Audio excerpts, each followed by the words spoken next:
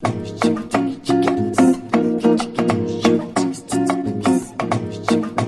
everyone, this is Jimmy with Jim's Review Room. Now, some of you may have recently asked or stated, how do I get such smooth panning and sliding shots?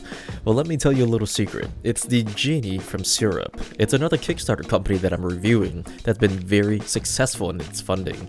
And I love working with Kickstarter companies with genius ideas that are practical. Priced at $889 retail from syrup.co.nz or obtainable from bhphoto.com here in the States, this is one of those tools for the beginners to the advanced pros. So without further ado, let's go over its pros and cons.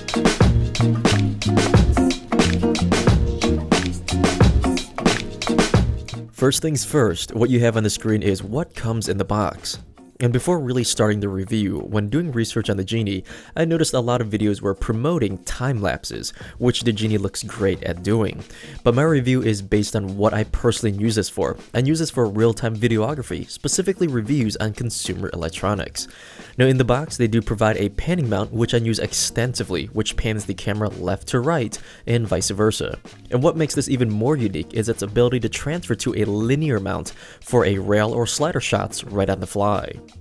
Now the unit itself, I gotta admit, does feel quite hefty. I don't have a digital scale, but I feel like it weighs about 3 pounds or so. And because it's built in such a nice tight box here, the weight's concentrated, making it feel quite heavy. That's something very important to account for when you do have to consider weight load limits on either your tripod or video head, especially the small tripods and video heads that are available. Now its outer shell is all metal with a fixed 3/8 thread to mount your video head to, and there's a silicone-like material to prevent whatever you attach from sliding with a balanced bubble on top that conveniently lights up when the unit is in use. Now starting with the side, you do have connections for your time-lapse, a USB port for firmware updates, and last is a 3.5mm input for, unfortunately, unknown purposes. It wasn't disclosed in the instructions. Now the charging port is on the other side, and Syrup does send all the input power adapters for your country or region. And it takes approximately 3 hours to charge from a dead battery, and the battery lasts up to 7 hours per Syrup. Now from my usage, I recorded video every other day or every 3 days at maximum, and on a full charge, using it for the past month, I've been only able to drain it just half its battery, so it's been very impressive for my use. Now on the very back is the locking and quick release button to change from a panning mount to a linear mount. The mounts themselves I literally just leave on my tripods just by screwing them down with the built-in handle. And it's so easy to unclick and move to the next location, again just by unclicking and snapping it into place. Now the panning plate can connect to a 3/8 or a 1/4 inch thread, however the linear plate is only 3/8 in size. Now going over its menu features, again the Genie is really made for the most basic videographers to providing enough versatility for advanced professionals. Now when powering on, the first option is time-lapse. Clicking OK on the right reveals new recording that you can perform, and at the very bottom are 3 presets already made for you. But showing the new recording, since it's identical to the saved ones here, you set the total time you want to record, the interval of when your camera will take a picture, which I have here set at every 5 seconds, and last is how many degrees will this rotate. And you can save this as a preset and name it to your choosing for future use. You can save this preset and name it to your choosing for future use. And in the advanced settings, you can fine-tune the shot delay and have features like taking HDR photos. Again, I don't use the time-lapse feature for my business, but here's a clip from Syrup's website on what it can do though. And panning needs that you or I may have, all will be met though. But where you see the biggest bang for your buck, it not only does pans, but also slides as well. It's based on this linear plate that you attach right onto your slider system. The plate consists of a 3 meter or 9.8 linear feet of rope that's supplied in the box. A Velcro attachment goes on either end of the slider, and the rope is then tied to each side. Again, the same concept with setting how long in time you want to capture and how far in distance you want the Genie to travel.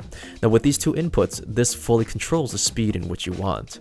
But a slider is just the beginning. And I personally don't do this stuff, but if you're handy enough, you can build these amazing at-home rigs that you can do over-the-air shots. Or what's also featured on their website, you can install a 3/8 thread onto a board with wheels or a skateboard in this matter, and you can have nearly an unlimited amount of distance depending on how much rope you can tie off.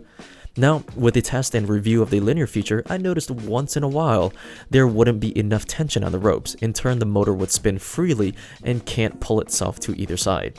Now, at first this would happen once in a while, but eventually over time you'll develop a better technique to make sure the ropes are tight. Not a true issue as it pertains to user error, but again, the concept or design does rely heavily on ensuring those ropes are set up just right though.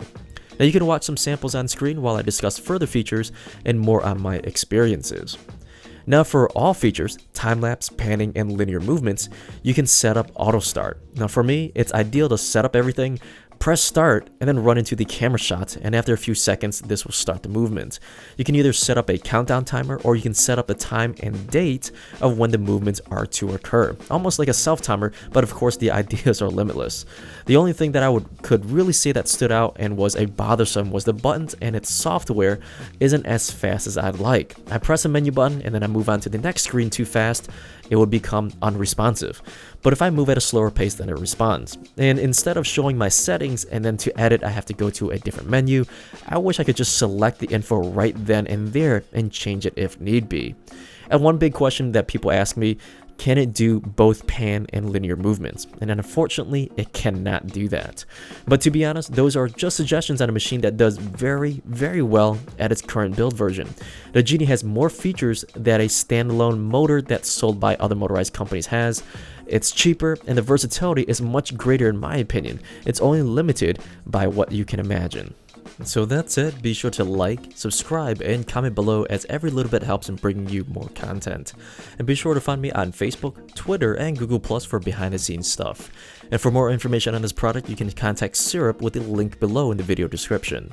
This is Jimmy with Jim's Review Room. Take care everyone. Bye.